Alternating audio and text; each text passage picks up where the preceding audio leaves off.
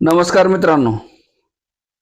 राज्यातील 1 रुपयात पीक विमा योजना बंद करून सुधारित पीक विमा योजना खरीप हंगाम 2025-26 करिता राज्य शासनाकडून राबवण्यात आली आहे.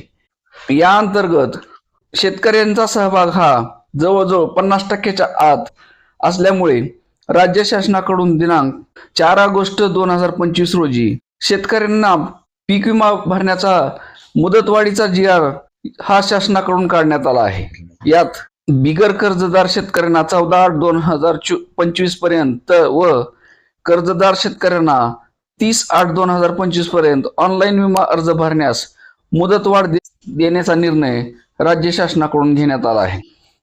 केंद्र शासनाच्या मार्गदर्शक सूचनानुसार सुधारित पीक विमा योजना खरीप हंगाम 2025 मध्ये अधिसूचित क्षेत्रातील अधिसूचित पिकासाठी राज्यात राबविण्यास 24/6/2025 रोजीच्या शासन निर्णयानुसार मंजुरी देण्यात आली होती.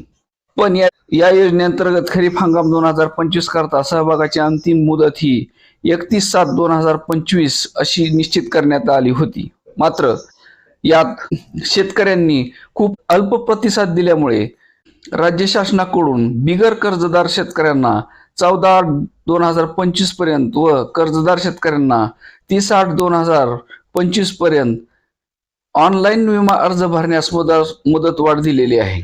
शेतकऱ्यांना योजनेत सहभाग होण्यासाठी येणाऱ्या प्रशासकीय व तांत्रिक अडचणी विचारात घेऊन योजनेत सहभागासाठी पुरेसा कालावधी उपलब्ध करून देण्याच्या उद्देशाने केंद्र शासनाने दिलेल्या मान्यतेस अनुसरून प्रधानमंत्री पीक विमा योजनेअंतर्गत खरीप हंगाम 2025 मध्ये ऑनलाईन विमा अर्ज भरण्यास बिगर कर्जदार शेतकऱ्यांना 14/8/2025 व कर्जदार शेतकऱ्यांना 3/8/2025 पर्यंत मुदतवाढ देण्यात येत आहे असे जी.आर. मध्ये सांगण्यात आले असले तरी मात्र यात शेतकऱ्यांनीच या विमा योजनेकडे पाठ फिरवलेली आहे.